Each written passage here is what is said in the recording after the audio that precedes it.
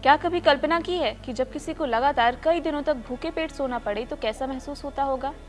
कमजोर होता शरीर, कांपते हाथ, आंखों में आंसू, सिर पर 1 करोड़ रुपए का कर्ज, यहाँ तक कि अपनी जान बचाने के लिए अपना घर, अपना शहर, अपनी माँ तक को छोड़कर भागना पड़ा। ये कहानी एक ऐसे शख्स की है जिसके आगे जिंदगी का हर एक संघर्ष छोटा था। अपने हालातों के आगे उन्होंने कभी हार नहीं मानी।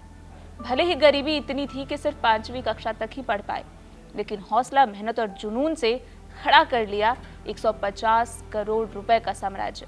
हम बात कर रहे हैं 99 टेस्टी हब और अम्मा इडली के संस्थापक आकाश रोड़े की। आकाश रोड़े महाराष्ट्र के एक छोटे से गांव निलंगा के एक गरीब किसान परिवार में जन्मे। घर में 7 भाई बहन और आमदनी ना के बराबर, और घर की आर्थिक हालात इतने खराब थी कि पढ़ाई एक सपना बनकर रह गई। जहां दूसरे बच्चे स्कूल की यूनिफॉर्म पहनकर पढ़ने जाते थे, वहीं आकाश को बहुत छोटी उम्र में काम पर निकलना पड़ा। सिर्फ 5वीं कक्षा तक पढ़ाई करने के बाद उन्होंने स्कूल छोड़ दिया। उनकी पहली नौकरी थी एक छोटी सी दुकान में। वेतन सिर्फ 800 रुपये महीना। और काम क्या था? झाड़ू लगाना, पोछा लगाना, सामान उठाना और मालिक के जूते साफ करना। जितनी कमाई थी सब घर में लग जाती थी। लेकिन कहते हैं ना कि गरीबी इंसान की जेब खाली कर सकती है, उसके हौसले, उसके सपने नहीं। आकाश के अंदर भी कुछ बड़ा करने की आग थी। आकाश ने अपना खुद का काम करने की ठानी। साल 2006 में देश में मोबाइल क्रांति शुरू हो चुकी थी। हर तरफ मोबाइल फोन का बाजार बढ़ रहा था। आकाश ने सोचा, अगर जिंदगी बदलनी है तो जोखिम तो उठाना पड़ेगा। उन्होंने कर्ज लिया, अपनी माँ की गहने गिरवी रखी और खोल ली एक मोबाइल की दुकान। उन्हें लगा था कि अब जिंदगी बदल जाएगी, लेकिन तजुर्बे की कमी के आगे जज्बा हार गया। उनकी दुकान ठप्प हो गई।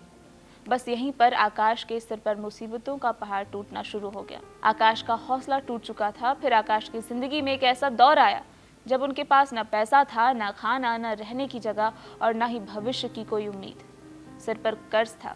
कर्जदार जान से मारने की धमकी दे रहे थे। अब आकाश के पास 2 रास्ते थे, या तो हार मान लेते या फिर दोबारा जीरो से रीस्टार्ट करते। उन्होंने दूसरा रास्ता चुना। अब वो लड़का उसी पुराने मालिक के पास वापस गया।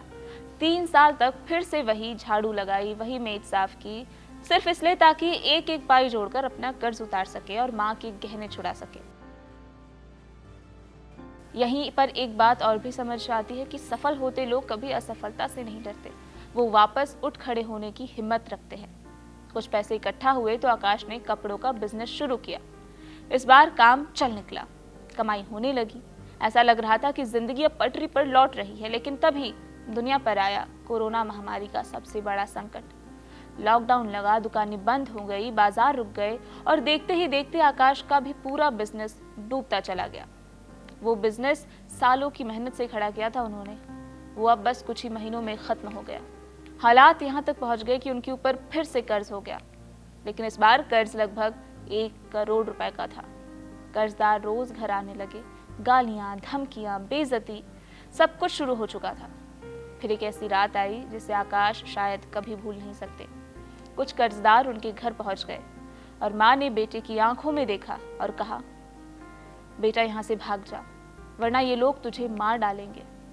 सोचिए उस माँ की स्थिति क्या रही होगी जो अपने बेटे को बचाने के लिए उसे घर छोड़ने को कह रही थी। उस रात आकाश के पास कोई और रास्ता नहीं था। बिना किसी विजन, बिना किसी मंजिल के आकाश घर से निकल पड़े। 20 किलोमीटर तक पैदल चलते रहे। फिर किसी ट्रक ड्राइवर से मदद मांगी और जैसे तैसे पुणे पहुंच गए। लेकिन पुणे पहुंचकर भी जिंदगी आसान नहीं थी। जेब पूरी तरह खाली था। पेट में कई दिनों से अन्न का एक दाना तक नहीं गया था। ये लड़का पुणे रेलवे स्टेशन के कोने में बैठा था। आंखों में आंसू थे, भविष्य अंधेरे में दिख रहा था और नहीं पता था कि अगली सुबह वो जिंदा भी रहेगा या नहीं। तभी उनकी जिंदगी में एक फरिश्ता आया। एक वड़ा पाव बेचने वाली आंटी ने आकाश को देखा, उनकी हालत समझी और उन्हें एक वड़ा पाव खिला दिया। शायद उस महिला को अंदाजा भी नहीं होगा कि उनका दिया हुआ वो एक वड़ा पाव एक टूटते हुए इंसान की जिंदगी बचाने वाला था। कई बार जिंदगी बदलने के लिए करोड़ों रुपए नहीं, सिर्फ एक इंसान की दया ही काफी होती है। उस दिन के बाद आकाश ने फैसला कर लिया कि वो कभी हार नहीं मानेंगे। आकाश को काम चाहिए था, मतलब कोई भी काम जिसे करके वो बस अपना पेट पाल सके। एक होटल में उन्होंने बर्तन धोने की नौकरी की। रहने की जगह मिली, बस खाने का इंतजाम हो गया और जिंदगी एक बार फिर से धीरे धीरे पटरी पर लौटने लगी। जिस होटल में आकाश काम कर रहे थे, उनकी नज़र काम करते करते किचन पर जाने लगी। उन्हें खाना बनाने में पहले से ही दिलचस्पी थी। उन्होंने होटल के शेफ से सीखने की इच्छा जताई। अपनी छोटी सी सैलरी में से 200 रुपये हर महीने देकर उन्होंने कुकिंग सीखनी शुरू कर दी। और फिर एक दिन होटल का शेफ बीमार पड़ गया। पूरा होटल संकट में था। तब आकाश ने मालिक से कहा कि मुझे एक मौका दीजिए। मालिक के पास और कोई विकल्प नहीं था और उसने आकाश को मौका दे दिया। जिस दिन आकाश ने पहली बार खाना बनाया, कस्टमर्स ने तारीफों की बरसात कर दी। लोगों को स्वाद इतना पसंद आया कि होटल मालिक भी हैरान रह गया। बर्तन धोने वाला लड़का अब होटल का हेड शेफ बन चुका था। आकाश की सैलरी बढ़कर 8,000 रुपये महीना हो गई। लेकिन असली कहानी अभी बाकी थी। आकाश ने एक चीज़ नोटिस की, जब शेफ नहीं आता तो होटल का काम रुक जाता है। और यहीं से उनके दिमाग में एक बड़ा आइडिया आया। क्या एक ऐसा सिस्टम बनाया जा सकता है जहां खाना किसी बड़े शेफ पर निर्भर ही ना हो? और यहीं से जन्म हुआ उनके शेफलेस कुकिंग मॉडल का। एक ऐसा मॉडल जिसमें कोई भी सामान्य व्यक्ति स्टैंडर्ड प्रक्रिया को फॉलो करके रेस्टोरेंट जैसा स्वादिष्ट खाना बना सकता था। इस आइडिया ने उनकी किस्मत बदल दी। उन्होंने पार्टनर के साथ एक कैफे शुरू किया। पहली बार जब दुकान में पानी पूरी बिकी तो जो पहला 100 रुपए का नोट मिला, आकाश ने उसे संभाल कर रख लिया। क्यों? क्योंकि वो सिर्फ नोट नहीं था, वो उनके संघर्ष की पहली जीत थी। धीरे धीरे बिजनेस बढ़ता गया, लेकिन फिर से एक नई चुनौती आ गई। पार्टनर ने अपना पैसा वापस मांग लिया। वजह थी कि उसको अब दूसरे शहर जाकर शिफ्ट होना था। अब आकाश के पास पैसा नहीं था, लेकिन इस बार उन्होंने हार नहीं मानी। लोकल लोगों से लोन लिया, सारा पैसा लौटाया और फिर शुरू किया अपना सपना, 99 टेस्टी हब। 99 नाम इसलिए क्योंकि मेन्यू में 99 तरह के फूड आइटम थे। अब ऑर्डर इतने बढ़ने लगे कि हाथों से काम करना मुश्किल हो गया। और यहाँ भी आकाश ने अलग सोचा। उन्होंने इंजीनियर्स के साथ मिलकर मशीनें डिज़ाइन करवाई, ऐसी मशीनें जो मिनटों में खाना तैयार कर सकती थी।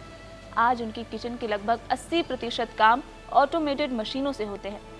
यानी एक 5वीं पास लड़के ने वो कर दिखाया जो कई बड़ी बड़ी कंपनियां भी नहीं कर पाती हैं। आज 99 टेस्टी हब और अम्मा इडली जैसे ब्रांड्स के जरिए आकाश रोडे पूरे भारत में 150 से ज़्यादा फ्रेंचाइजी आउटलेट्स चला रहे हैं। उनकी कंपनी का सालाना टर्नओवर लगभग 50 करोड़ रुपए बताया जा रहा है और उनके ब्रांड की वैल्यू 150 करोड़ रुपए से ज़्यादा पहुंच चुकी है। तो दोस्तों, आकाश रोडे की कहानी हमें एक बहुत बड़ा सबक देती है कि सफलता किसी बड़ी डिग्री की मोहताज नहीं होती। सफलता अमीर घर में पैदा होने वालों की जागीर नहीं होती। सफलता उन लोगों की होती है जो गिरने के बाद भी उठ सकते हैं, जो भूखे रहकर भी सपने देखना नहीं छोड़ सकते, जो कर्ज में डूबकर भी उम्मीद नहीं छोड़ते और जो ठान लेते हैं कि बस हारना नहीं है। जब भी आपको लगे कि जिंदगी खत्म सी हो रही है, जब लगे कि आपके पास कुछ नहीं बचा, तो पुणे रेलवे स्टेशन पर बैठे उस भूखे लड़की को याद कर लीजिए, जिसने एक वड़ा पाव से मिली उम्मीद को 150 करोड़ के साम्राज्य में बदल दिया।